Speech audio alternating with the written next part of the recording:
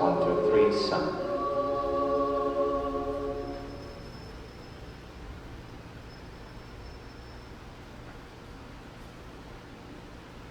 Son, check.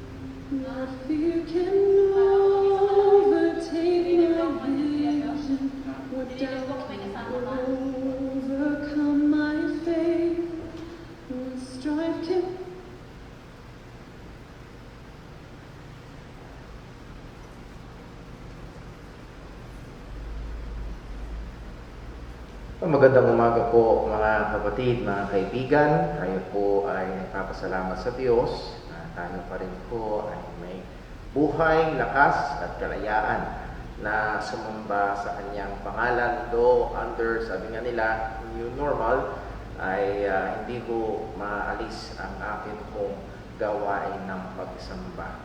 Welcome po sa Jesus Christ Baptist Church at maya-maya ko magsisimula ko ang ating pagsamba. Pero bago yun ay magbibigay lamang po tayo ng ilang mga paalala. Ang ating probinsya ng Bulacan ay under pa rin po ng GCQ. That's why ang allowed na lang po na pag-gather is 10 below. At minabuti po natin na panatilihin na ilan pa lamang po kami dito sa church. At lalo po na ngayon, alam niyo po, ako po ay naka-self-isolate sapagkat itong nakaraan ay hindi naging mabuti ang aking pakiramdam. So pakisama niyo ako patuloy sa panalangin and hopefully after some mga days ay maging maayos na talaga at klaro na at mababalik na po sa new normal.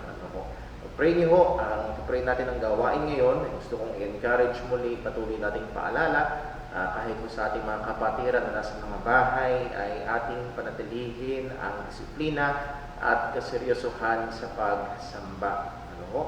At magandang pagkakataon din ito ng mga magulang na ipaunawa sa mga bata. Again, this is not time for watching cartoons or watching YouTube sa pamamagitan ng ibang cellphone or browsing Facebook. At ay maituon talaga natin ang ating mga sarili sa pagsamba. And I know it is challenging, lalo na kung nasa bahay at mas conducive sa atin ng sumamba dito po sa loob ng bahay-sambahan. Alalahanin natin na ang Panginoon ay nakatunghay sa atin kung ang puso natin ay nakatuon sa Kanya or malayo sa Kanya. Masumpungan niya ng ating pag-aalay ng pagsamba ngayon bilang isang iglesia, do hindi tayo magkakasama physically, ay magkakasama ang ating mga puso ay maghahandog ng papuri ho sa Panginoon. Pag-pray ho natin ang ating mga kapatiran. As far as I know, si Brother Lloyd Jim Sanico ay pauwi na. So I hope makarating siya sa kanyang pamilya ng safe, ang Sanico family. Pag-pray natin. Ganun din ho, si Brother Dave Paule kahapon ay natuloy ang online men's fellowship. Purihin ng Panginoon, may mga kalalakihan, maging mga young men ay nakasama ho natin at naging masaya, maayos, nagkakamustahan at yung aming devotion sa salita ng Diyos tungkol sa mga ama. By the way, speaking of ama, Happy Father's Day! Hindi ko po makalimutan bumati. Happy Father's Day po sa ating mga ama ng tahanan. Purihin ng Diyos na sa kanyang providensya ay may araw na kagaya nito na inaalaala, pinaparangalan ng mga ama ng tahanan. Pero walang perpektong ama at merong isa, ang ating Ama sa langit. At kung merong dapat purihin lalo na ngayong araw na ito, ay walang iba kung hindi siya. But I do hope na ang mga anak ay express ang inyong gratitude, thanks, and obey still ang utos ng Panginoon. Honor your father and your mother. Lalo na sa mga panahon po na ito. So, pag-pray din ho natin pala si Sister Jinjin sa July 1, sasalang ulit siya sa chemotherapy. at nandun pa rin yung kakulangan ng mga gamot, lalo na ngayon na binago daw ng doktor yung protocol ng kanyang gamutan at nangangailangan siya ng ilang halaga. Kung kayo po ay nagnanasang maging daluyan ng biyaya sa ating kapatid na ito, ay you could let me know, or you can directly communicate with her kung paano ang pinakamaganda. Pinakakailangan ng ating kapatid ay prayers, and if you can text her or call her as an encouragement, yun po ay magiging malaking blessing po sa kanya. Panatilihin natin ang pagmamahalan, ang pagkakaisa, ang suportahan, ang pag-iingat at pagpapaalalahanan po natin ng may pagmamahal bilang mga Kristiyano. Well, yun po ang atin po mga announcements. Pag-pray natin, come July ay mag-MGC ko na, Lord willing. Pero magiging maingat pa rin tayo sa ating pong dahan-dahang pagbubukas ng ating iglesia. Patupad natin.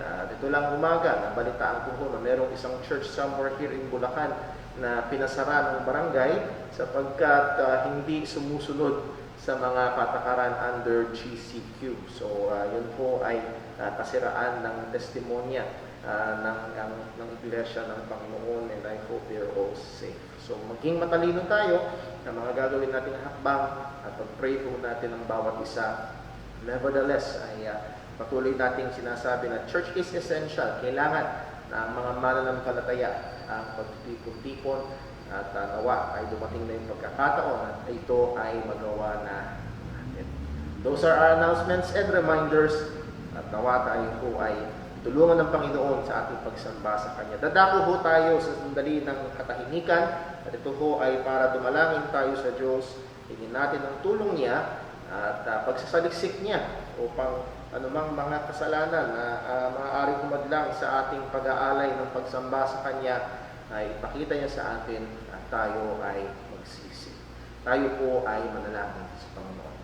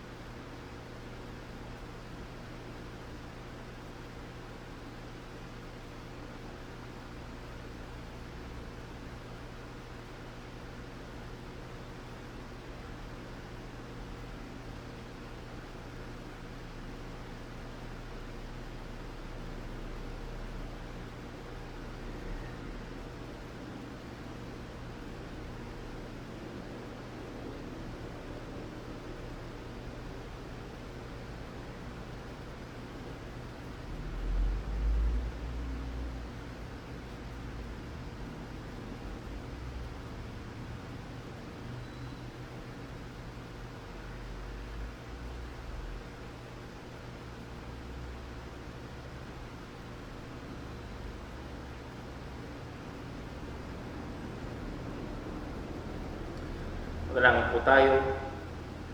O aming Amang Diyos, dakila at banal, sa iyo kami ay lumalapit, kinikilala na Ikaw ang Diyos na soberano.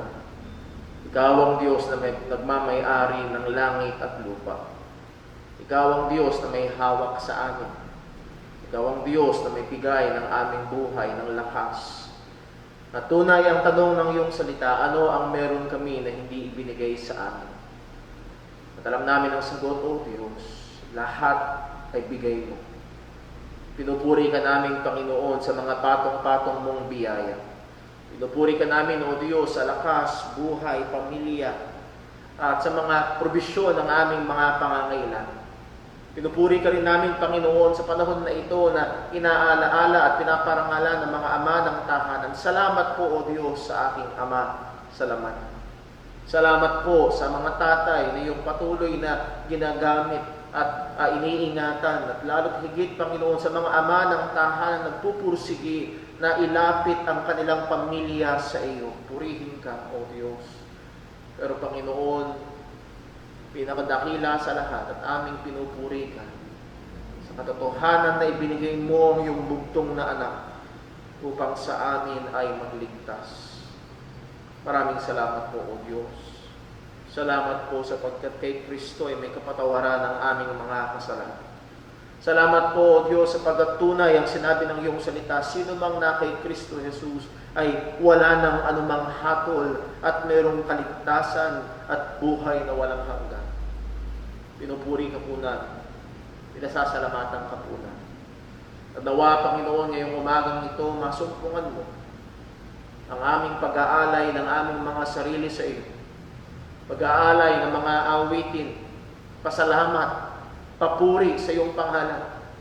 Pag-aalay, Panginoon, ng aming mga tainga upang pakinggan ng iyong salita na karapat-dapat naming tanggapin ng may otoridad sa aming mga buhay. Nawa lahat ng ito ay maging mabangong sa iyong harapan.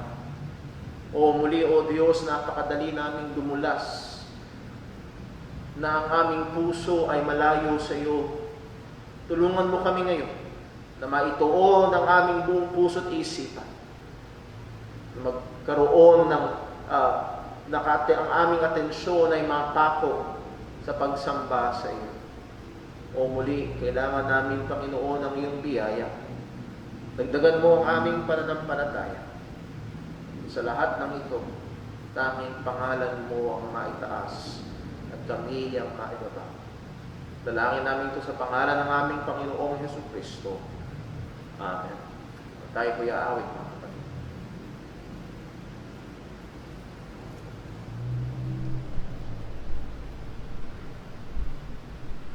Tayo po iawit. Isang po natin ito mga himna. Song number 101. The Bible Stands. Song number 101.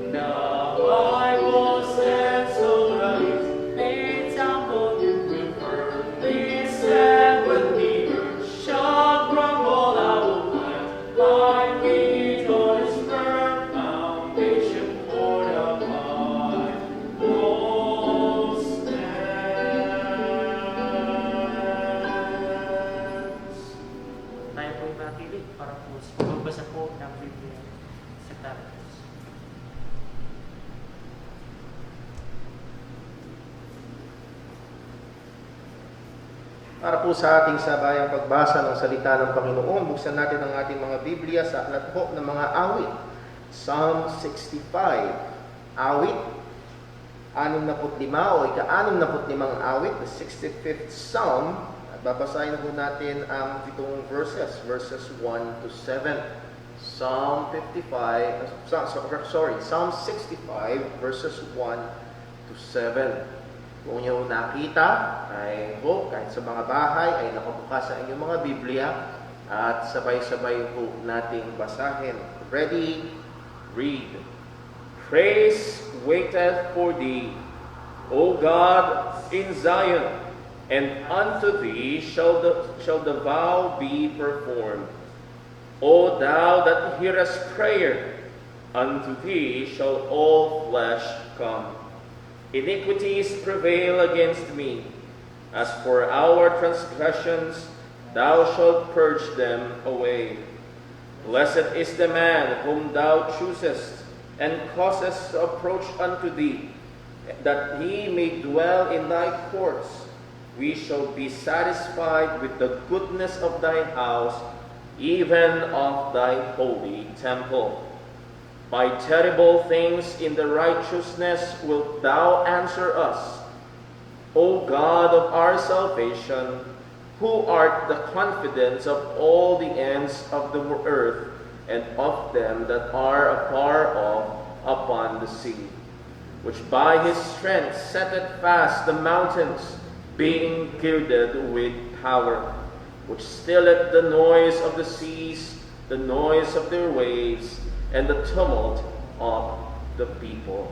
Pagpalain po ng Diyos sa pagkabasa ng kanyang mga salita, tayo po ay manalangin.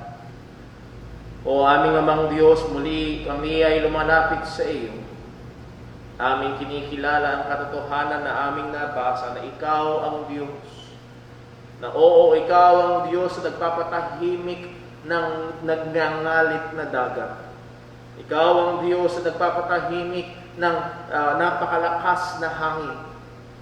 At oo, ikaw din ang Diyos na kaya magpatahimik ng tao. O Panginoon, ikaw ang Diyos na soberano. Ikaw ang Diyos na aming sinasamba, kinikilala, tinataas. Ikaw ang dakilang Diyos na sa amin ay nahabag at nagligtas. Salamat pong muli, Panginoon, dahil kami ay iyong kinahabagan at minahal. Binigay mo ang iyong bugtong na anak upang siya ang magbayad ng aming mga kasalanan. At sa pamamagitan niya, kami ngayon ay lumalapit sa iyo. Sa pamamagitan niya, kami ngayon ay tumatawag sa iyo, Ama, o aming Ama. Tunay, Panginoon, salamat po sa pag-ampun mo sa amin sa iyong pamilya. Salamat po sa mga katotohanan na sinabi mo sa iyong salita, ng aming maaaring sandiganan, na aming maaaring pagkunan ng pagkain ng aming mga kaluluwa, na maaaring naming sandalan, lalo na sa mga panahon na kami nanghihina. Panginoon, salamat po. Muli, O Diyos, sa aming mga gagawin ngayon, ikaw po lamang ang maitaas. Sa aming pong mga pag-aawitan, pananalangin, maging sa pangangaral ng iyong salita, makapangyarihan ka po nawang kumilos, maging sa aming mga kapatirang nasa mga bahay-bahay at nanonood, sa aming mga kaibigan na nararating ng pangangaral ng iyong salita. Lord, we pray, lalo't higit sa mga hindi paligtas. Panginoon, nawa makilala nila si Kristo. Ikaw lamang ang makakagawa nito, Panginoon, sapagkat ikaw lamang ang Diyos na nakapagbubukas ng puso. Lahat ng ito ay hiling namin sa pangalan ng aming Panginoong Hesus Kristo. Amen. Mawit pa po tayo ng minsan, mga kapatid.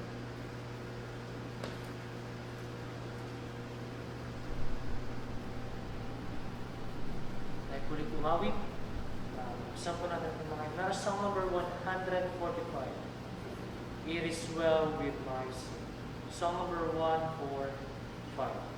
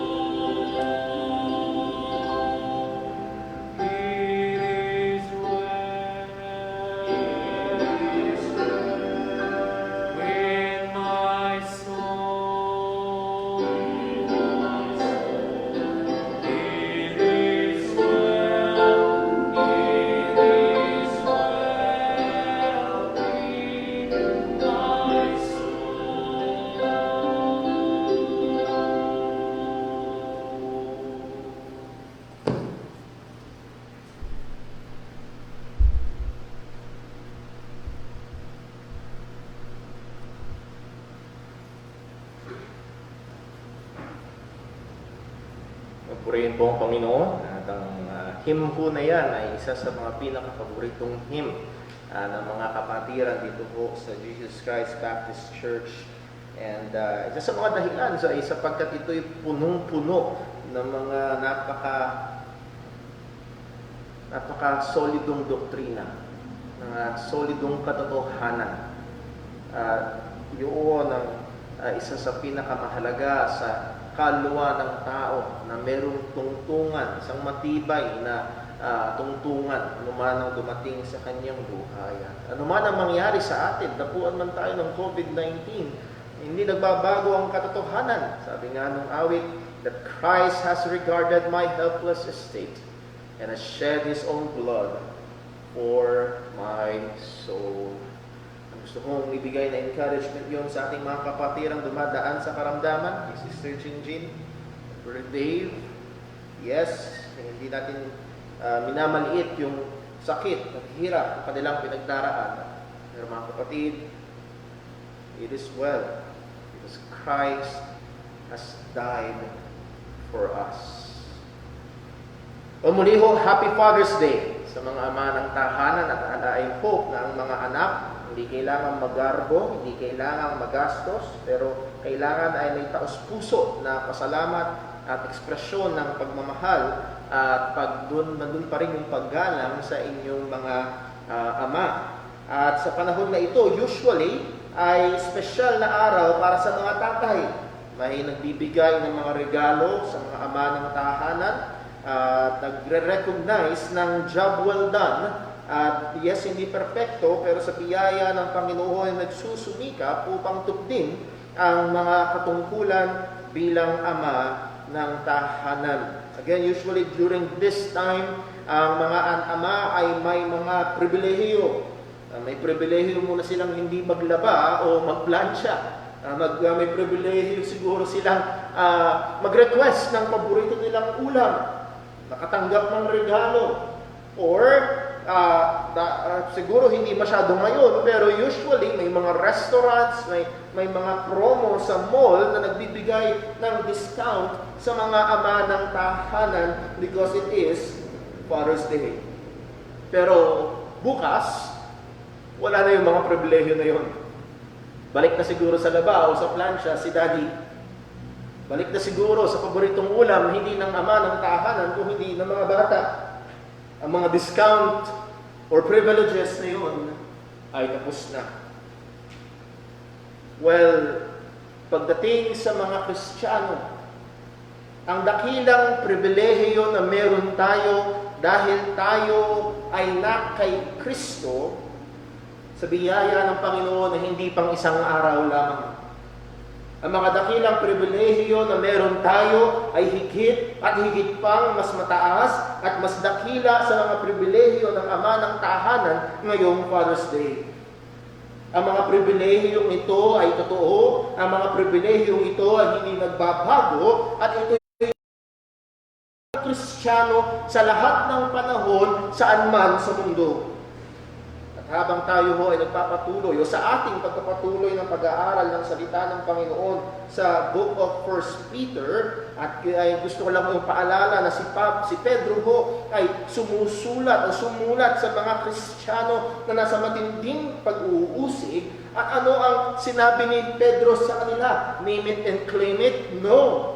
Ang pinaalala sa kanila ni Pedro ay ito, ang mga dakilang katotohanan na meron sa kanila, na sila ay tumanggap ng mga pribilehiyo, mga pagpapala, mga espiritual na pagpapala mula sa Diyos dahil sila ay na kay Kristo Jesus. Pinaalala niya na sila man ay nire-reject ng sanlibutan ito, sila ay mga hinirang pinili ng Panginoon kay Kristo. So, balikan ho natin ang talata na ating pinag-aaralan sa 1 Peter chapter 2. So 1 Peter chapter 2, and this passage ay isa sa mga huling passage na kung saan ipapaalala ni Pedro yung mga dakilang katotohanan sa kanila na matibay nilang tutungtungan sa gitna ng matinding pag-uusig na kanilang pinagdadaanan. 1 Peter chapter 2. At basahin na lang po natin for the sake of time ang dalawang talata na atin hong binibigyang pansin. 1 Peter chapter 2 verses 4 to 5. 1 Peter chapter 2 verses 4 and sumunod natin sa verse 1. Wherefore, laying aside all malice and all guile and hypocrisies and envies and all evil speakings, as newborn babes desire the sincere milk of the word, that ye may grow thereby. If so be that ye have tasted that the Lord is gracious, to whom coming as unto a living stone, disallowed indeed of men, but chosen of God and precious, ye also, as lively stones, are built upon a spiritual house, a holy priesthood, to offer up spiritual sacrifices acceptable to God by Jesus Christ. Purihin po ng Panginoon sa pagkabasa ng kanyang mga salita. Panalangin po tayo. O aming Amang Diyos, muli sa iyo kami lumalapit. Inihiling namin ang iyong pagtuturo. Inihiling namin ang iyong have the great privilege to offer sacrifices to God.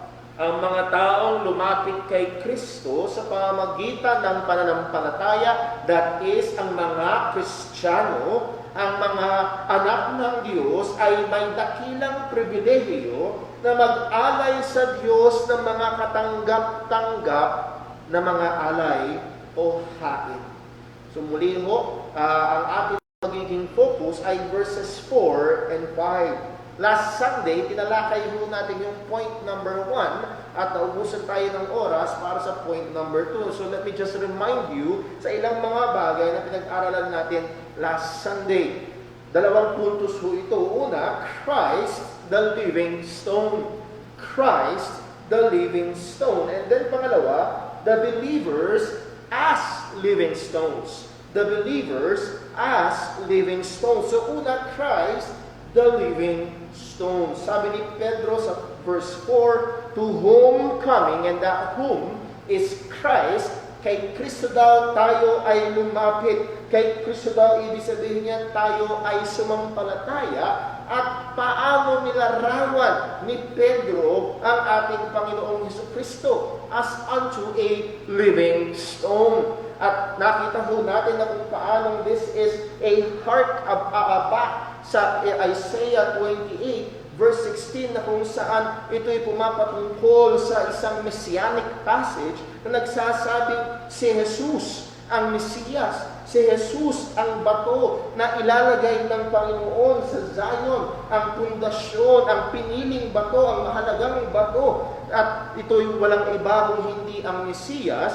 At this is Peter directly applying it to our Lord Jesus Christ. He is the living stone. At ano daw ang naging trato ng tao sa batong ito, sa inilagay ng Panginoon? Ang sabi, disallowed indeed of men. It is rejected by man. At alam natin, ito'y nangyari sa ating Panginoong Jesucristo. He came to His own, and His own received Him not. Anong ginawa nila? Pinapako siya sa krus. Pero ito pa rin ang katotohanan, siya pa rin ang pinili ng Panginoon. Rejected by men, but chosen of God. O mga kapatid, hindi ba ito rin ang kalagayan ng mga Kristiyano na sinusulatan ni Pedro? And oo, ito rin ang kalagayan ng lahat ng Kristiyano. We are rejected by the world. Sabi ng ating Panginoong Jesucristo, huwag tayong magulat kung kakamuhian tayo ng sanlibutan.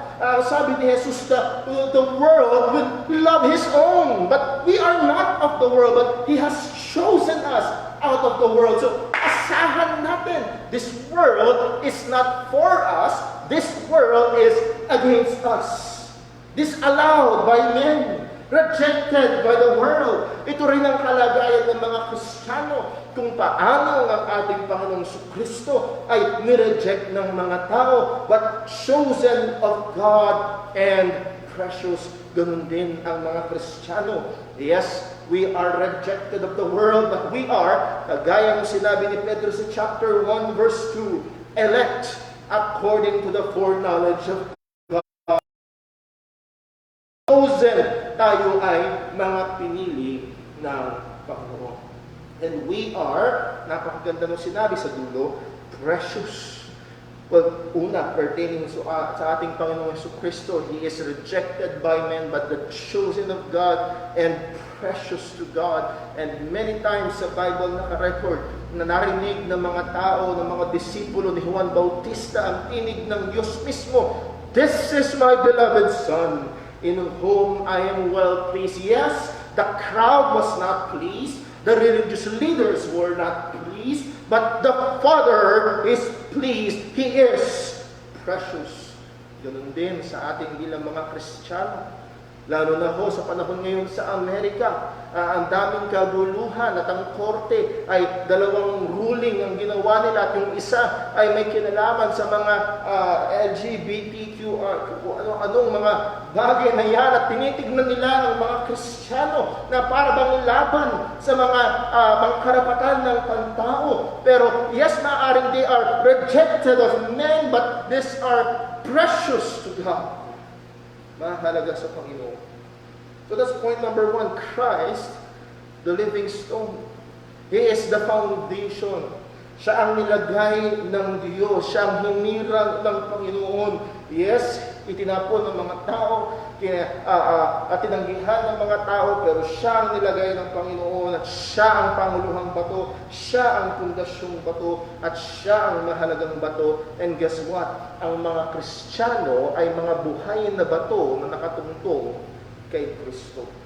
Bago ko makalimutan, hindi lamang siya basta bato, He is the living stone. Siya ang buhay na bato. At tunay, siya ay nabuhay muli sa mga patay. At ang sabi ng salita ng Diyos, He liveth and dieth no more. Ay hindi na siya mamamatay muli. Siya ay buhay magpakailanman. Ang ating tagapagligtas ay gayon. At gayon din ang mga nakay Kristo Jesus. So point number 1, Christ, the living stone. And then point number 2, dito ho tayo magtatagal ngayong umaga, believers as living stones. Ano ho ang sabi ni Pedro? Anong sabi niya? Ye also. Kayo din naman. Kung paanong si Jesus ay buhay na bato, ang mga Kristiyano, ang mga kay Kristo Jesus, again, to whom coming, yung mga lumapit kay Kristo, yung mga sumampalataya kay Kristo, yun yung ye. Hindi ito lahat ng tao. Hindi ito lahat ng tao na iniwalang may Diyos, kung hindi lahat ng tao lumapit kay Kristo. Ye also, ang sabi niya, as lively or living stones. So believers are also living stones. Now, gusto ko lang hong ibigay ang katotohanan na we are not living stones because we have inherent life. Hindi tayo mga buhay na bato sapagkat meron tayong inherent na buhay. Tayo ay mga buhay na bato o naging mga buhay na bato dahil tayo ay nakatungtong sa pundasyon ng buhay na batong si Kristo. Tayo ay may buhay dahil sa ating koneksyon kay Kristo, dahil sa ating relasyon kay Kristo, dahil tayo ay nanampalataya sa ating Panginoong Hesukristo. Kaya tayo naging mga batong buhay. Hiwalay kay Kristo, batong patay. Hiwalay kay Kristo, patungo sa kapahamakan. Hiwalay kay Kristo, walang buhay na walang hanggan. Pero kung kay Kristo, we are lively stones or living stones. Colossians chapter 3, buksan lang po natin. Colossians chapter 3, paano nilarawan ang buhay natin o anong sinabi ni Pablo kung nasaan ang ating buhay. Colossians chapter 3, ang sabi ho ni Pablo ay ito, verse number 3. For ye are dead. Ye are dead. and your life is hid with Christ in God. Sa ating ganang sarili, tayo ay patay. At sa konteksto na ito, tayo ay patay na sa ating kasalanan, tayo ay patay na sa sanlibutan, at ang buhay natin bilang mga tunay na Kristiyano ay na kay Kristo. At ang sabi sa verse 4, when Christ, who is our life. And that is the reason we are living stones. Because we are in Christ, and Christ is our life. So hindi ito buhay na galing sa ating sarili. If I may use it as illustration, ay itong buwan na walang sariling liwanag ay nire-reflect lamang ang liwanag ng araw. Ganon din tayo bilang mga Kristiyano, sa ating sarili ay walang buhay. Ngunit kung tayo ay na kay Kristo, ang sabi ng salita ng Panginoon, tayo ay buhay, tayo ay may buhay, oo, may buhay na walang hanggan. Believers, or every single born-again child of God shares in the life, that is in the eternal life na kay Kristo Jesus. Yes, sa mga sinulatan ni Pedro, maaaring nagdedelikado ang kanilang buhay, maaaring iba sa kanila ay nakitil na ang buhay, marami sa kanila ay nahihirapan sa buhay, pero kahit na ganoon ang kalagayan ng kanilang buhay, ay sila'y buhay na kay Kristo Jesus. May buhay na walang hanggan at magpapatuloy kahit sila'y mapatay. Anong sabi ni Jesus sa John 14 verse 9? Yet a little while and the world seeth me no more, but ye see me, because I live, ye shall live also. Ang mga nakay Kristo Jesus, yes, maaaring patayin, pero magpapatuloy ang buhay sa walang hanggan kasama niya. O sa puntong ito, nais kong tawagin ang pansin muna ng mga wala pa kay Kristo. Ang deskripsyon ng buhay na bato ay para lamang sa mga nakatungtong sa pundasyon na buhay na bato. Walang iba kung hindi si Kristo. At kung wala ka kay Kristo, wala kang buhay. Kung wala ka kay Kristo, wala kang buhay na walang hanggan. At ang naghihintay sa iyo ay walang hanggang kapahamakan. Ang naghihintay sa iyo ay kalawang kamatayan. Ikaw ba ay na kay Kristo na? Ikaw ba ay mananampalataya na? Ang sabi ni Pablo sa Romans 6 verse 23, for the wages of sin is death. Ang kabayaran ng kasalanan ay kamatayan. Kung wala ka kay Kristo, yun ang iyong pupuntahan. Ikaw na makasalanan ay patungo sa kamatayan. But, again sa Romans 6 verse 23, for the wages of sin is death, but the gift of God is eternal life. How? Through Jesus Christ our Lord. Ang buhay na walang hanggan ay hindi through Jesus Christ Baptist Church, no. Ang buhay na walang hanggan ay hindi through being good, no. Ang buhay na walang hanggan ay hindi through obeying the Ten Commandments, no. Ang buhay na walang hanggan, the gift of God is eternal life through Jesus Christ our Lord. You need to be in Christ. And how will you be in Christ? Through faith. Paano ka lalapit kay Kristo? Paano ka magiging kay Kristo? Sa pamamagitan ng pananampalataya. O maaaring ang pandemic na ito, na COVID-19, sabi nga nung isang kapatiran natin kahapon sa men's fellowship, libo-libo na ang namatay. And who knows, baka ikaw ang kabilang sa mga susunod na numero. Maaaring sinasabi sa iyo ng Panginoon, anong oras maaari kang dapuan ng isang bagay na hindi mo nakikita, na yun na ang iyong ikamamatay. Anong hinihintay mo? Bakit hindi ka tumakbo kay Kristo upang ikaw ay mabuhay? Ikaw man ay bata, ikaw man ay matanda, anong man ang iyong relihiyon, anong man ang iyong kaalaman, kung wala ka kay Kristo, ikaw ay patay at patungo sa ikalawang kamatayan. Ang mga na kay Kristo lamang ang may buhay. mga nakatungtong lamang sa pundasyon na nilagay ng Diyos, sa batong buhay na nilagay ng Panginoon, sila lamang ang may buhay. Ye, yun yung tuturo ni Apostol Pedro, ye, the believers, ye, those who are in Christ are also living stones. May buhay, hindi lamang po yun. At paano pa dinescribe ni Pedro ang mga mananampalataya? They are built up a spiritual house. Going back to 1 Peter chapter 2, verse 5. Built up a spiritual house.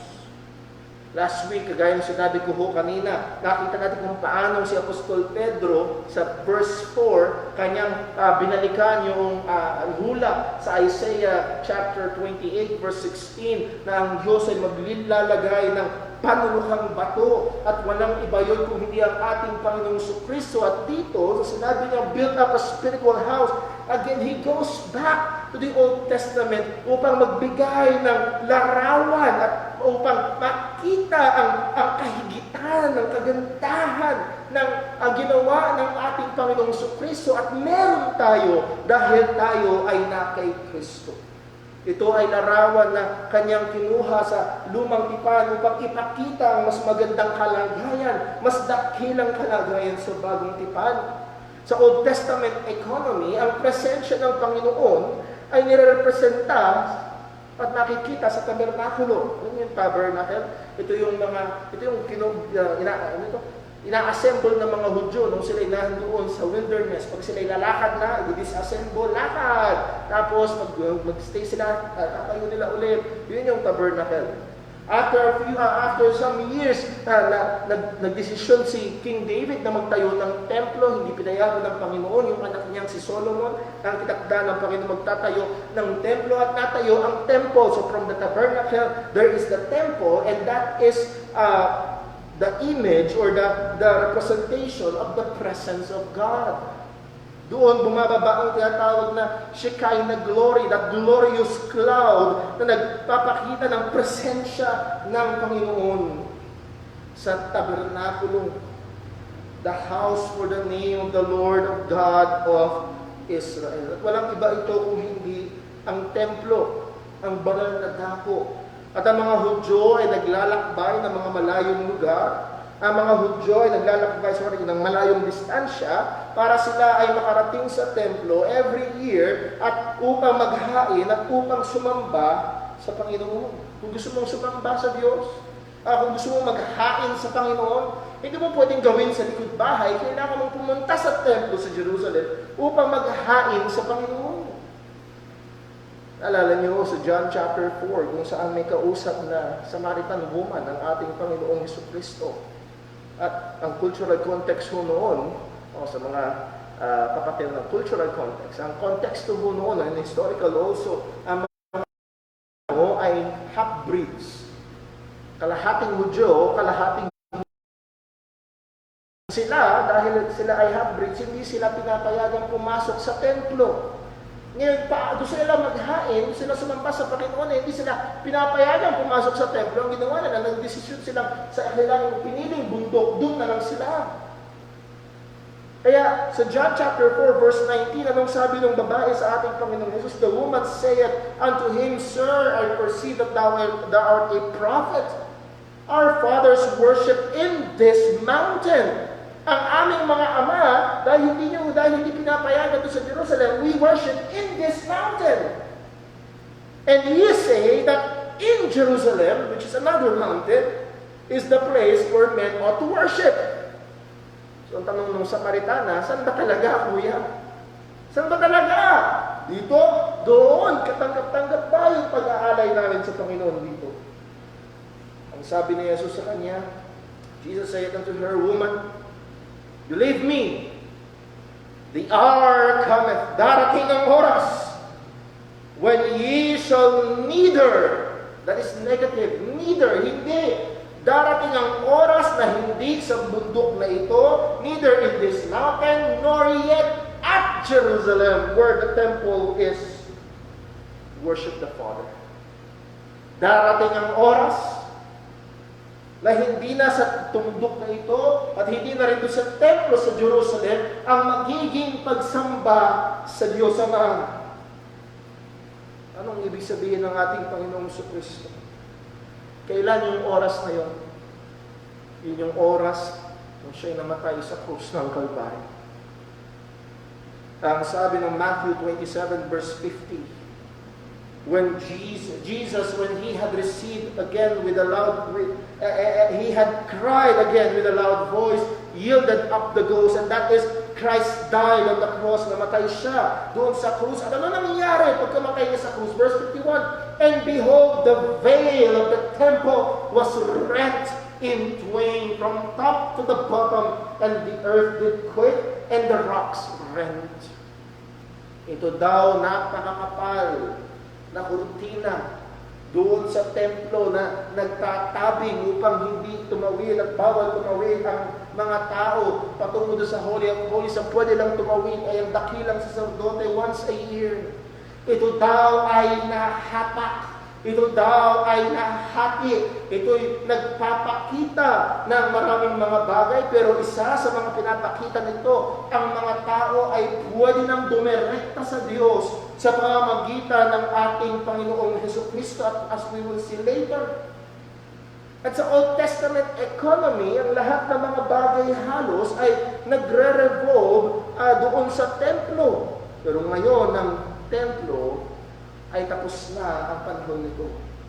Ang pagkahapak ng talon na yun, ang pagkahapak ng napakakapal na veil na yun, ay nagsasabing ang animal sacrificings, ang animal offerings, ang mga burnt offering, sin offering, trespass offering, all of those are done. Ang ministry ng mga Levites sa templo, tapos na. Bakit? Dahil naialay na ang kahuli-hulihang offering. The once and for all offering, and that is our Lord Jesus Christ. Kaya tapos na ang ministry doon sa temple at Jerusalem. Tapos na ang pag-aalay ng mga hayop. Tapos na ang ministry ng mga Levites as the priest and high priest. Bakit? We have now the great high priest, our Lord Jesus Christ. At siya ay hindi napapalitan, siya ay hindi nawawala, siya ay hindi mamamatay. Hindi na kailangan ng ibang high priest. By the way, gusto ko lang mong isingit. Therefore, kung tapos na yung offerings, tapos na rin yung tithings na binibigay sa temple. Yes, you can give 10% if you want, but you're not obligated to do so dahil tapos na. Sa New Testament economy, ang bawat mananampalataya, so Brother Paul, kung hindi na doon sa Samaritan, doon sa bundok na yung mga Samaritano, hindi na doon sa bundok ng Jerusalem, saan na ang pagsamba? O sa bagong tipan ng bawat isang mananampalataya at maging ang mga sama-samang mananampalataya ay tinatawag na templo ng Panginoon. Buksan lang natin sandali ho sa 1 Corinthians chapter 6. Sa 1 Corinthians chapter 6, para mas maunawaan ho natin, individually and corporately, believers are the temple of God. So sa bagong tipan, hindi na yung templong nakatayo sa isang partikular na lugar, kung hindi ang mga Kristiyano, ang Kristiyano at ang mga Kristiyano sa anumang lugar. Sa 1 Corinthians chapter 6 verse 19, anong sabi ni Pablo? What? Know ye not that your body is the temple of the Holy Ghost, which is in you, which ye have of God, and ye are not your own, for ye are bought with a price. Therefore glorify God in your body, and your is pertaining to individual believers. And ang sabi ng Panginoon, their body, our body, is the temple of the Holy Ghost. So kung sasamba tayo sa Panginoon, hindi na tayo kailangan pumunta sa Jerusalem. We are the temple ourselves, at pwede tayong mag-alay ng pagsamba sa Panginoon tayo mismo. na hindi lamang individually, but also corporately. At sabi sa chapter 3, verse 16, puntahan lang natin. Excuse me po, gasolina po muna.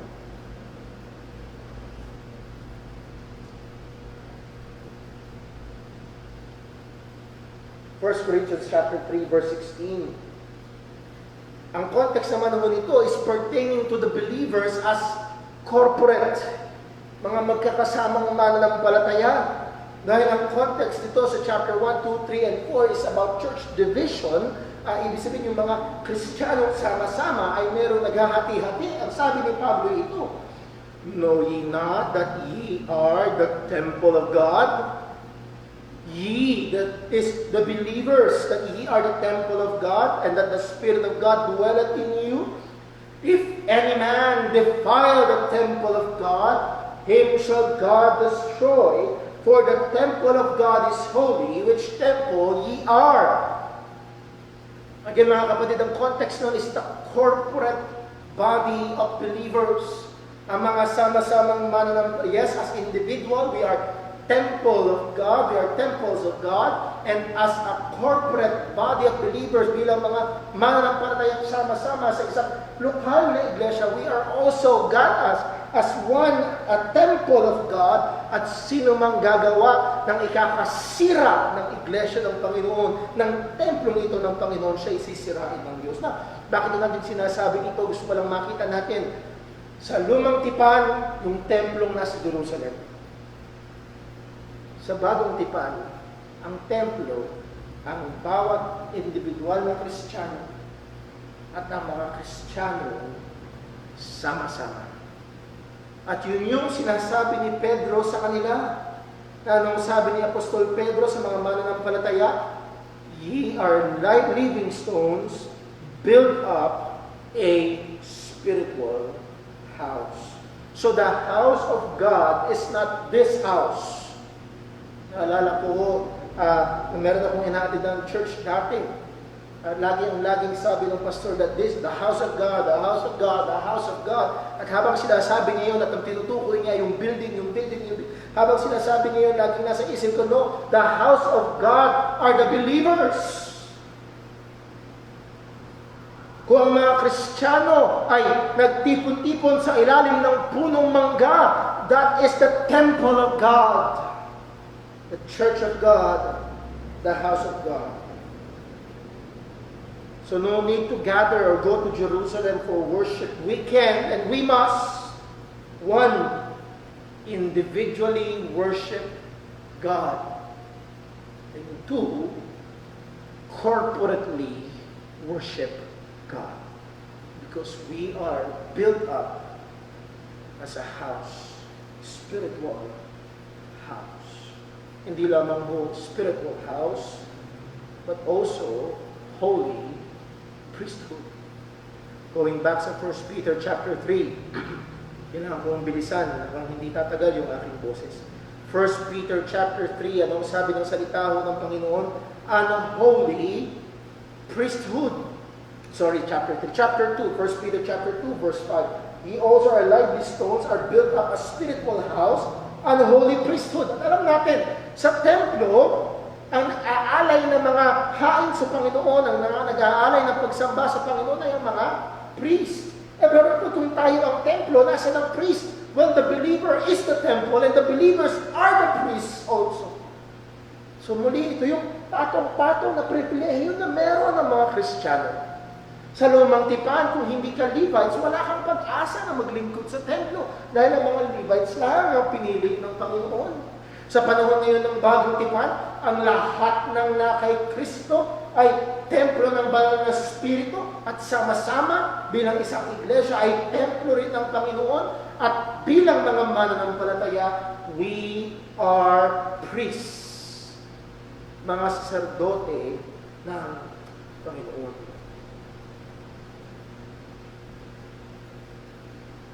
Kung wala, o nung lumang tipan, kung wala ang mga Levites, wala ang priest or high priest, hindi sila makapag-aalay sa Diyos. Hindi sila makakasamba sa Panginoon. Hindi pwedeng pumasok sa templo o sa Holy of Holies ang hindi Levites o hindi high priest. By the way, ito ay ginamit sa atin ng mga Espanyol.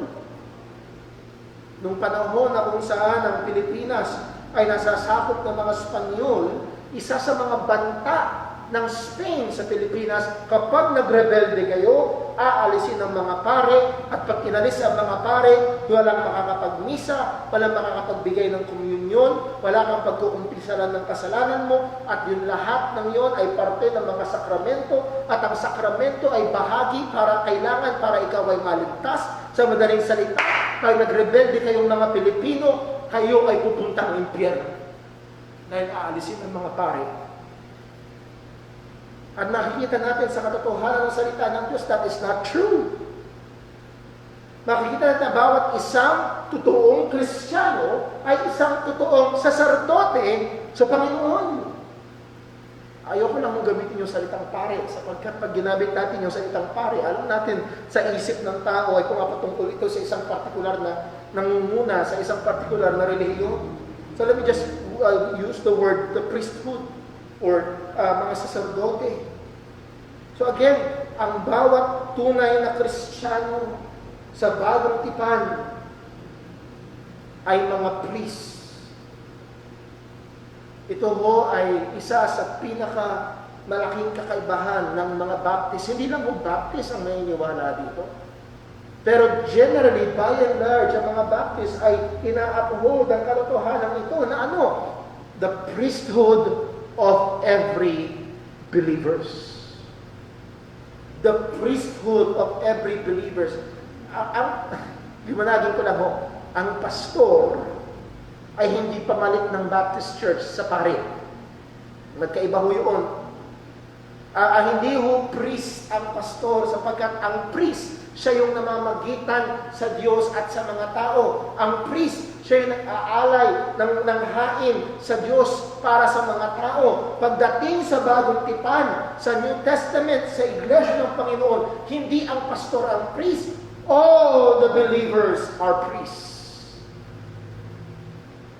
Balikan natin sa verse number 5. Ye also, sino yung ye? Verse 3, those who have come to Christ. Ye also are a holy priesthood. So ang bawat mananampalataya, ang bawat tunay na Kristiyano, bata man o matanda, marami ka mang alam sa Biblia o kakaunti, ikaw man ay nakapag-aral o hindi, kung ikaw ay isang tunay na Kristiyano, you are a priest of God. Ano ang isa pang pribilehiyo na meron ng mga priest? Again, sa Lumang Tipan, sino lang makapag-aalay sa templo? The priest. At sa Bagong Tipan, who are the priests? All the believers. Anong resulta? Sabi ni Pedro, ye also as lively stones are built up a spiritual house and a holy priesthood. And what is the purpose? To offer up spiritual sacrifices. Every believer can and should offer up spiritual sacrifices because every believer is the priest of God through Christ. Ang bawat mananampalataya ay kailangan at dapat maghain ng mga spiritual na hain. At nilinaw dito, spiritual, hindi na siya yung mga hayop na inahain noon. Hindi na yung mga bagay na yun, kundi na yung mga spiritual na paghahain na sa Panginoon. At sinong gagawa niyan? Hindi na kayo dadaan sa pastor. Ito'y pag-aalay nating lahat bilang mga saserdote. Wow, ano pa yung spiritual sacrifices? Quickly, hindi na ako kakayanin ng boses ko. Mabilis na lamang po, ano itong mga spiritual sacrifices na ito? Una is ourselves. Anong sabi ni Pablo, Romans chapter 12, verse 1, I beseech you therefore, brethren, by the mercies of God, that ye present your bodies. Who will present? Ye. What will we present? Our bodies. We will present ourselves. Iaalay natin yung ating mga sariling katawan as living sacrifices, holy acceptable unto God, which is your reasonable service. O muli, hindi lamang ito yung mga bagay na ginagawa natin kung hindi tayo mismo. Iaalay natin sa Diyos ang ating mga sarili. Kaluluwa, laman, lahat sa atin. Lahat ng meron tayo, lahat tayo, o buong-buong pagkatao, iaalay natin sa Panginoon. Hindi lamang ho ourselves, but also our praise. Our praise. Sa Hebrews 13 verse 15, ang sabi, by Him, therefore, that is by Christ, therefore, let us offer the sacrifice of praise to God continually. That is the fruit of our lips, giving thanks to His name.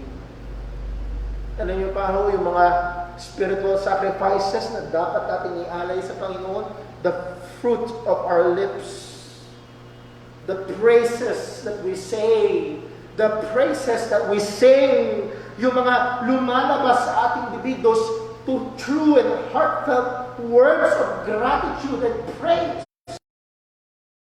At taos-pusong pagpapasalamat sa Diyos. Mga tunay at taos-pusong pagpupuri sa Diyos. Mga tunay at taos-pusong pag-awit sa Panginoon. Let us offer those sacrifices. We must offer those sacrifices. And let me encourage you mga kapatid, kahit wala kayo dito sa ating bahay-sambahan, because you are the temple of God, because you are the priests of God, even in your houses, you must and you can. Kailangan at kaya ang mag-alay ng mga katanggap-tanggap na hain sa Panginoon. Now, so paalala, huwag niyong kalimutan, individually, we are temple, and corporately, sama-sama. Huwag niyong kukunin lang yung isa at itatakin yung isa. Ay, individually pala, pwede dito na ako sa bahay. Pwede yun, dapat yun. Pero huwag mong kakalimutan, also corporately, we are temple of God. We must worship God together. Our praise. So una, ourselves. Pangalawa, our praise. Pangatlo, our prayers. Ang ating mga panalangin.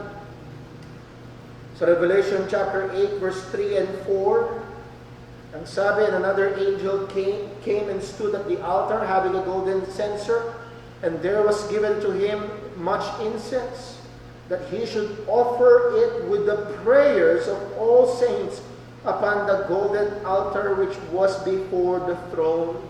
So narito sa Book of Revelation, kaunti tayong binigyan ng pagsilip sa nangyayari sa langit na kung saan ang sabi, naroon ang insenso at ang sabi ng salita ng Panginoon, kalakip noon ng mga panalangin ng mga mananampalataya na inaalay sa harapan ng Diyos. So we must offer our prayers. And then, isa pa hong hain na napakaganda at dapat nating iaalay sa Panginoon ito. The people we bring to Christ. The people we bring to Christ. Basahin lang natin sa Romans chapter 15. Basahin lang natin. Romans chapter 15.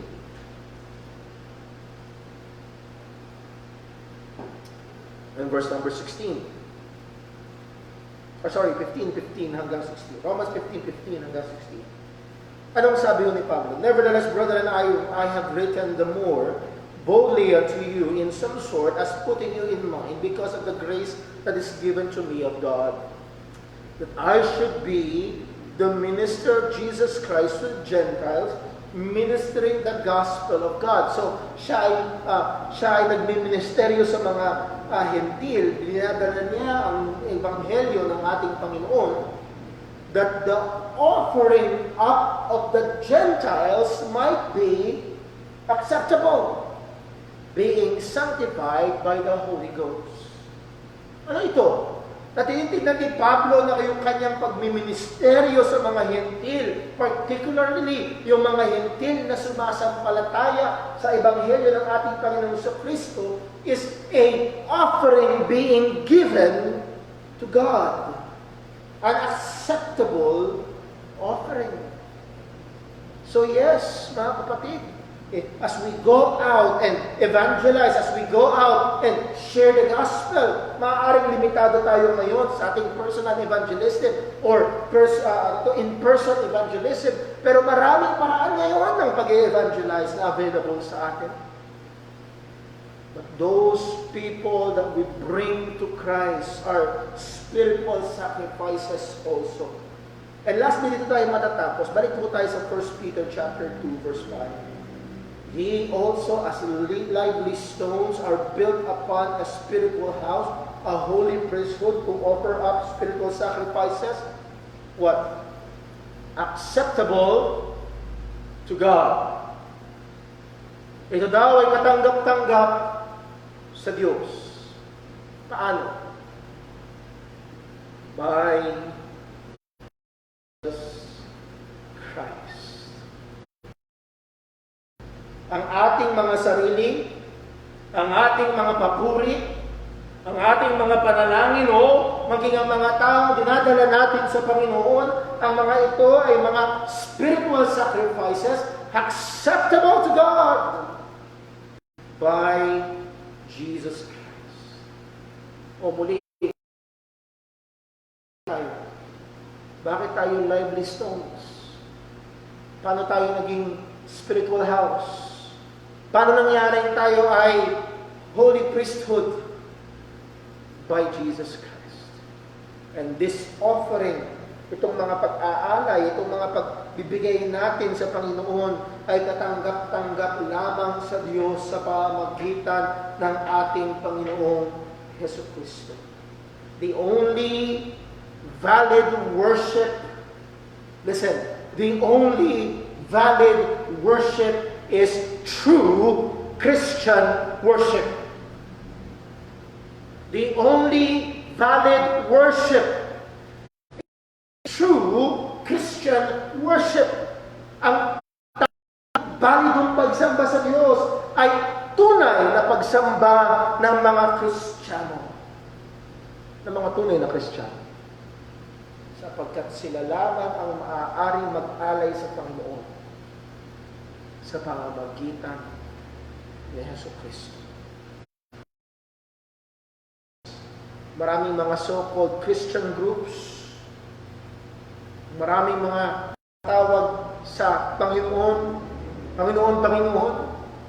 Maaaring mas marami sila, maaaring mas malaki sila, maaaring mas magagaling sila, maaaring mas magaganda ang musika nila. Pero kung hindi sila tunay na kay Kristo, unacceptable, God is not pleased. Pero kahit yan ay sa 10 tao sa ilalim ng punong mangga, umaawit ng papuri sa Diyos sa pamamagitan ni Kristo Jesus. Kahit yan ay isang pamilya na dahil sa quarantine ay hindi makarating sa iglesia, ngunit sama-sama at nag-aalay ng papuri sa Panginoon sa loob ng inyong mga tahanan. It is acceptable to God by Jesus Christ. So let this be an encouragement for us. Dapat ito'y magtulak sa atin. Dapat ito'y mag-encourage sa atin. Dapat ito'y magbigay sa atin ng lalo pang kagalakan at kaseryosohan sa ating pag-aalay, sa ating pagsamba sa Panginoon. Dahil ito'y mga katanggap-tanggap na pagsamba. Hindi dahil mahusay tayo, hindi dahil kung anong meron tayo, kung hindi dahil tayo ay na kay Kristo. It may not be na tayo ay makapagsama-sama ngayon. Pero sa ganitong konteksto, ang ating pagsamba ay katanggap-tanggap dahil kay Kristo. Yes, we are imperfect. Yes, we are weak. Yes, we are needy. Tayo ay hindi perfecto, tayo ay mahina, tayo ay maraming kakulangan at pangangailangan. Pero sa pamamagitan ni Kristo Jesus, we must offer up spiritual sacrifices to God.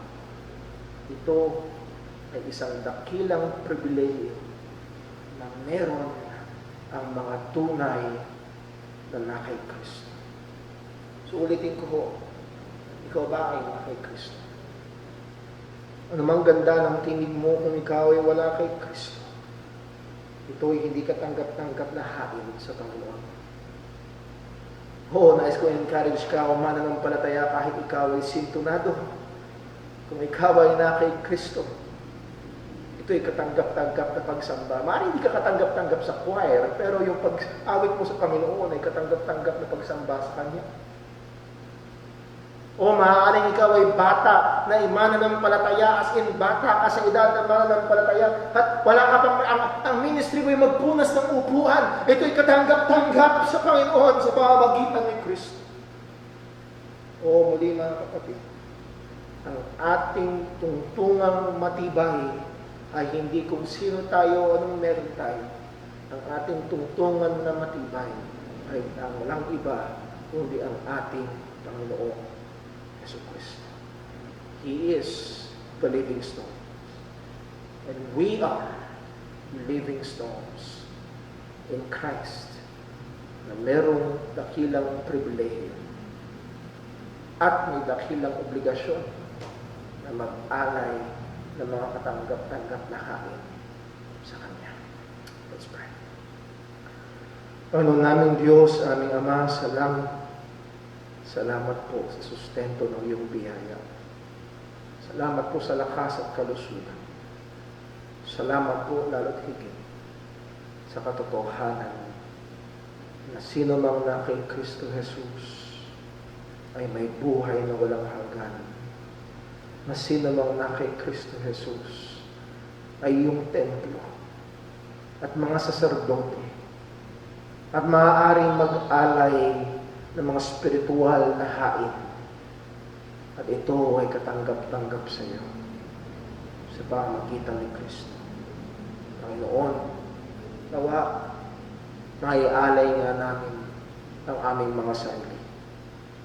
Nawa, maialay namin ang papuri at pasalamat. Nawa, maging masipag kami sa pag-aalay ng aming mga panalangin. At oo, Panginoon, maging sa ganitong kalagayan, nawa, maialay namin sa mga taong aming mailapit kay Kristo. Alam namin, hindi dahil mahusay kami o sa lakas at karunungan namin, hindi ito'y katanggap-tanggap at nagbibigay luwalhati sa iyo dahil sa aming Panginoong Yesu Kristo. Salamat po, O Diyos. Ingatan mo kami. Ingatan mo po ang iyong mga anak. Ingatan mo po ang iyong mga iglesia, lalo na sa panahon ng pandemic na ito. Ama, kinikilala namin na ikaw ang Diyos na soberano. Babagsak o hindi mo papahintulutan, at lalo higit ang iyong mga anak ay tangan mo sa iyong mga kamay. Purihin ka, O Diyos. Dalangin namin ito sa pangalan ng aming Panginoong Yesu Kristo. Amen. Tayo po umawit sa Panginoon.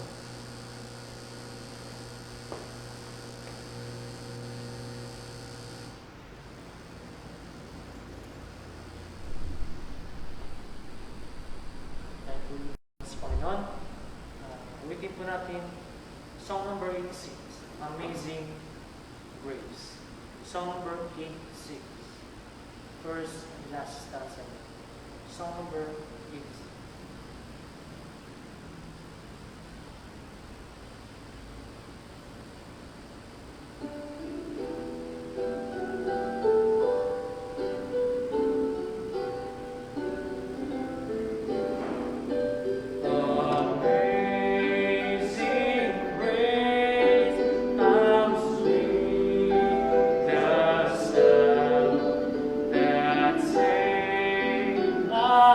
Where